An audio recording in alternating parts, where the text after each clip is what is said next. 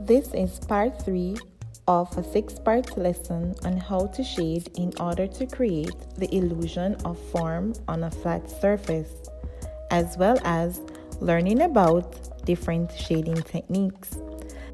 This is a beginner's lesson which demonstrates how to shade a sphere using the cross-hatching technique. Here we have the circle already drawn. This shading technique, cross-hatching, is done by creating lines of different tonal values to an area, gradually moving from dark to light.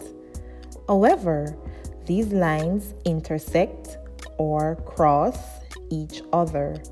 This is achieved by adjusting the amount of pressure applied to the medium being used as we move towards the light area.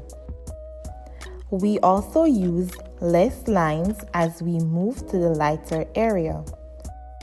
Here is my attempt.